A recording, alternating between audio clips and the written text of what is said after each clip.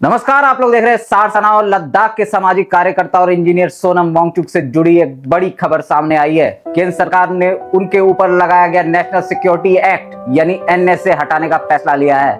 गृह मंत्रालय के अनुसार यह आदेश तत्काल प्रभाव से लागू किया गया है। सरकारी बयान में यह कहा गया कि यह कदम लद्दाख में शांति, स्थिरता और आपसी विश्वास का माहौल मजबूत करने के उद्देश्य से उठाया गया है, ताकि क्षेत्र से जुड़े मुद्दों पर सभी पक्षों के साथ रचनात्मक बातचीत आगे बढ़ाई जा सके। आखिर क्या कहा है गृह मंत्रालय ने? मिनिस्ट्री ऑफ होम अफेयर्स ने अपने बयान में कहा है कि सरकार लद्दाख क्षेत्र को आवश्यक सुरक्षा व्यवस्था उपलब्ध कराने और वहां स्थिर माहौल बनाए रखने के लिए प्रतिबद्ध है। मंत्रालय ने उम्मीद जताई है कि लद्दाख से जुड़े मुद्दों का समाधान संवाद और संस्थागत मंचों के माध्यम से निकाला जा सकेगा। आखिर क्यों हुई थी हिरासत? दरअसल सितंबर 2025 में लद्दाख के लेह में बड़े पैमाने पर विरोध प्रदर्शन हुए थे। ये प्रदर्शन मुख्य रूप से लद्दाख को पूर्ण राज्य का दर्जा देने की मांग से जुड़े बताए गए थे। इन प्रदर्शनों के दौरान कुछ जगहों पर हिंसा की घटनाएं भी सामने आई थी। आधिकारिक रिपोर्टों के अनुसार उस दौरान हुई झड़पों में कई लोग घायल हुए थे और कुछ लोगों की मौत भी हुई थी।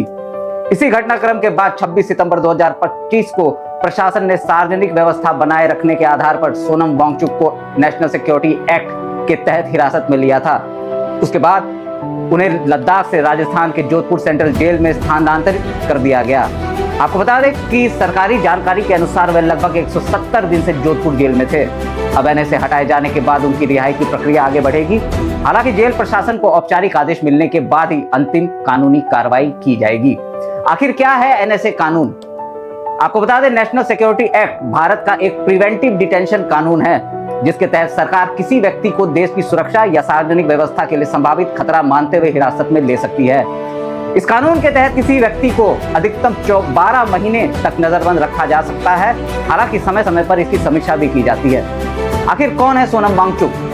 सोनम वांगचुक का जन्म 1 सितंबर 1966 को लद्दाख के लेह जिले के पास अलवी क्षेत्र में हुआ था। बचपन में उनके गांव में स्कूल नहीं होने के कारण शुरुआती शिक्षा उन्हें घर पर ही मिली।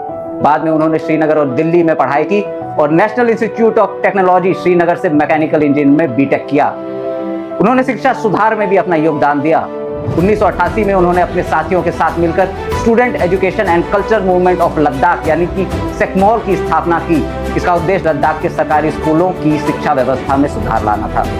इसके अलावा उन्होंने ऑपरेशन न्यू होप जैसी शिक्षा सुधार कार्यक्रमों में भी भूमिका निभाई और कई वर्षों तक लद्दाख की एकमात्र प्रिंट पत्रिका लद्दाख मेलोंग के संपादक भी रहे। शिक्षा और पर्यावरण से जुड़े उनके कामों को अंतर्राष्ट्रीय स्तर पर भी पहचान मिली।